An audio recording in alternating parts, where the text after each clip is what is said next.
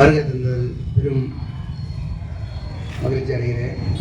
ஆனாலும் நம்ம உறவோட ஒரு குடும்பத்தில் ஒரு அக்கா வந்து ஒரு ஆடு மேய்ச்சி இன்னைக்கு குடும்பத்தை நடத்தக்கூடிய சூழ்நிலையில் அந்த அக்காவை இழந்துட்டு நிற்கிற துயரத்தில் நிற்கிறோங்கிறப்ப ரொம்ப மனசு வேதனையாக இருக்குது. அந்த குழந்தைகளை 3 நாளாக நான் அவங்க வீட்டுக்கு அப்படியே வந்துட்டு போயிட்டு இருக்கப்ப அந்த குழந்தைகளோட நிலைப்பாடை பார்க்கும்பொழுது ரொம்ப சங்கடமாக இருக்குது. அதாவது தமிழ்நாட்டில் பொறுத்த வரைக்கும் ஒரே ஒரு இருக்குது. இப்போ நம்ம எல்லாம் இங்கே வந்து கண்டன ஆர்ப்பாட்டம் நடத்துகிறோன்னே ஏதோ நம்ம போலீஸை திட்ட போகிறோம், காவல்துறையை வன்மையாக கண்டிக்க போகிறோம் அப்படின்னு நினச்சிட்டு இருக்காங்க. அதெல்லாம் கிடையாது. வெள்ளாளர் முன்னேற்ற கழகம் தமிழ்நாட்டில் 145 போராட்டங்களை சந்திச்சது தான் வரலாறு. வெள்ளாளர் முன்னேற்ற கழகம் ஏதோ பூரி பொங்கலை தின்னுக்கிட்டு வீட்டுக்குள்ளே படுத்துக்கிட்டு நம்ம வீட்டு பொம்பளைகளை வந்து கை வச்சா இங்கே வெள்ளாளர் முன்னேற்ற கழகம் விட்டுட்டு போங்கிற அரசியல் அமைப்பு சட்டத்துக்கு கட்டுப்பட்டவங்களும் கிடையாது. என் வீட்டு பெண்களை நீ கை வச்சுன்னா உன்னை நான் அறுப்பேன். அவன் நீ எவ்வளவு பெரிய கொம்பனா தாழ்ந்ததான். 7 சாதி பெண்கள் இல்ல, தமிழ்நாட்டில் ஒட்டுமொத்த பெண்களுக்கு இதே மாதிரி பாலியல் தொந்தரவு கொடுக்கக்கூடிய எந்த நாயா இருந்தாலும் அவன் கழுத்தை தலை அறுக்கப்படும். தமிழக அரசு முதல்வர் சும்மா மெத்தல போக்க கட்டிட்டு உட்கார்ந்துருக்காரு இங்க. ஏன்னா வெள்ளாளர் சமூகத்துடைய பெண்கள் கிருத்திகாவை பள்ளிக்கூடத்துல படுகொலை செஞ்சா இங்க நீதி கிடைக்காது. தூத்துக்குடி மாவட்டத்தில் சிவகாமி பிள்ளைய படுகொலை செஞ்சா வெள்ளாளர் சமூகத்துக்கு நீதி கிடைக்காது. வீராமங்கலத்தில் தம்பி அறிவுரை படுகொலை செஞ்சா நீதி கிடைக்காது.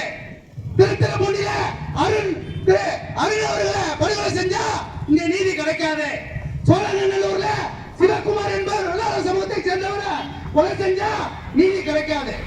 ஏன்னா இவங்கெல்லாம் வெள்ளாளர் சமூகம். டெல்டா மாவட்டங்கள்ல தொடர்ந்து வெள்ளாளர் சமூக வீடுகள் எத்தனை முறை சூறாவளி இருக்கு. ஆனா இந்த வெள்ளாளர் சமூகத்தை காவல்துறை மனு கொடுத்தா ஏதோ அலட்சிய போக்க மெத்தனத்தை காட்டிக்கிட்டு ஒரு சில காவல்துறை எதிராக தப்பு பண்ணிக்கிட்டு இருக்கீங்க. ஆனா இந்த படுகொலையில காவல்துறை துரித நடவடிக்கை எடுத்து 20 நிமிஷத்துல குற்றவாளியை கைது செஞ்சிருக்கீங்க. ஆனா காவல்துறையை நாங்க கொரோச்சிரை காவல்துறை வந்து கண்டிப்பா வெள்ளாளர் முன்னேற்ற சார்பா தலைவருகிறோம். ஆனா சில அரசியல் குறுக்கில் இருக்கிறதுனால இந்த குற்றவாளிக்கு நீங்க என்ன அரசியல் என்ன பண்ணுவீங்க? நீங்க சார்ஜட்ட 10 நாள்ல போட்டு 3 மாசத்துல அவன் வழக்க முடிச்சீங்கன்னா அவனுக்கு 2 ஆயுதங்களை கிடைக்கிறதுக்கு வாய்ப்பு உண்டு. இங்க சில அரசியல் குறுக்கீடு பண்ணி அவனை 45 நாள்ல நீங்க சிக்கன் பிரியாணியை கொடுத்து முந்திரி பருப்பும் பாதாம் பருப்பு சிறைச்சாலையில கொடுத்துட்டு நீங்க அவனை 45 நாள் கழிச்சு வெளியே வர வச்சீங்கன்னா அவன் ஆட்டுக்கரையில ஆடு வைக்கிற பொண்ணு பாலியல் தொந்தரவு கொடுத்து கொலை செய்ய மாட்டான். வீட்டுக்குள்ள இருக்கிற பெருமாள் நகரத்திலையும் திருநெல்வாசல்லையும் கொரோச்சரியில வீட்டுக்குள்ள வந்து நாளைக்கு பாலியல் துன்புறுத்தல் பண்ணுவான். ஏன்னா இந்த தமிழக அரசு அவ்வளவு ஒரு கேடு கட்ட அரசா இருக்கீங்க. ஏன்னா பெண்களுக்கு பாதுகாப்பு கொடுக்கதே இந்த அரசு உனக்கு கண்ணுக்கு தெரியலையா? இல்ல இந்த மீடியால கொண்டு போய் சேர்க்கலையா? இந்த உளவுத்துறை போலீஸ்ல கொண்டு போய் முதல்வருக்கு இந்த விஷயத்தை கொண்டு போய் சேர்க்கலையா? இந்த வெள்ளாளர் சமூகத்தில் பாதிக்கப்பட்ட தமிழ்நாட்டில் வெள்ளாளர் முன்னேற்ற கழகம் நிறுவன தலைவர் அண்ணா சரவணன் மட்டும்தான் குரல் கொடுக்கணுமா? ஏன் நீங்க மித்த கட்சியில இல்லையா? தமிழ்நாட்டில் 2 கோடி வெள்ளாளர் இருக்கா, 42 உறுப்பினர்கள் இருக்கா.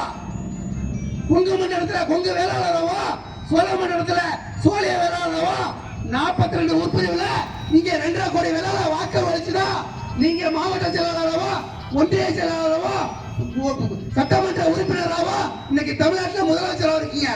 எங்க ஓட்டு இல்லாம நீங்க தமிழ்நாட்டில் பதவி வச்சிட முடியுமா? ஒரு ஈவு இறக்க வேண்டாமா?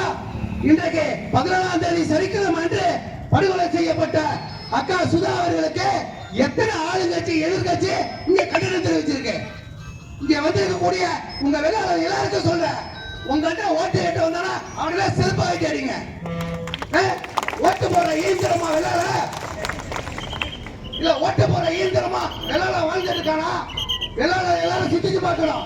வெள்ளாளர் சமூகத்துல எத்தனை படுகொலை நடந்துட்டு இருக்கு, எத்தனை பெண்கள் சீரழிச்சுக்கிட்டு இருக்கு. இத பத்தி 234 சட்டமன்ற உறுப்பினர் இருந்தோம். சட்டமன்றத்துல ஒரு சட்டமன்ற உறுப்பினர் கூட வெள்ளாளர் சமூகத்துக்காக வாய் திறந்து குரல் கொடுக்கலன்னா நீங்க ரப்பர் ஸ்டாம்ப் சட்டமன்ற உறுப்பினர் இருந்தீங்கன்னா உங்க பதவியை ராஜினாமா பண்ணுங்க. அப்படியே வெள்ளாளர் சமூகத்துடைய பிரச்சனைய சட்டமன்றத்தில் குரல் கொடுக்க உங்களுக்கு வெக்கமா இருந்து உடம்பு சிரித்ததுன்னா நீங்க வேட்பாளர் வண்டியில 2026 ஏறும் பொழுது வெள்ளாளருடைய ஓட்டு எங்கள் அதிமுகவுக்கும் திமுகவுக்கும் வேண்டாம் என்ற வாக்குறுதியை கூறிவிட்டு நீங்க ஓட்டு கேட்க போங்க. இன்னைக்கு வெள்ளாளர் தொகுதி ஒண்ணு 10,000 ஓட்டு 5,000 ஓட்டு வச்சுட்டு இருக்காருல்ல. 234 தொகுதியில 85 தொகுதியில எந்த சமூகமும் ஓட்டு போடாம இன்னைக்கு ஜெயிக்கக்கூடிய 85 தொகுதி வெள்ளாளரோட தொகுதி. சொல்லும் பொழுது இது வெள்ளாளர் தொகுதி, வெள்ளாளர் கோட்டை அப்படிங்கிறது. ஓட்டு கேட்க வரப்ப மட்டும் வெள்ளாளர் எவன் ஒருத்தவங்க இருக்கானோ அவன் தோல் மேல கை போட்டு ஓட்டு பிச்சை வாங்கிட்டு போயிடுறீங்க. ஆனா வெள்ளாளருக்கு பெண்களை சீரழிக்கும் பொழுது இந்த 2 குழந்தைகளுக்கு யார் பதில் சொல்லுவா? உங்களுக்கு மனசாட்சி இருக்கா இல்லையா? இந்த நாட்டுக்காக சுதந்திரத்துக்காக இரட்டை ஆயுதம் பெற்ற வஉசிக்கு சிக்கல் இருக்கிறான் வஉசி.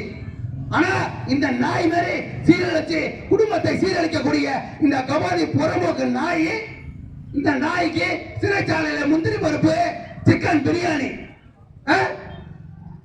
அரசியல் சட்டத்தை மாற்றி அமைக்கிறதுக்கு துப்பு இல்ல.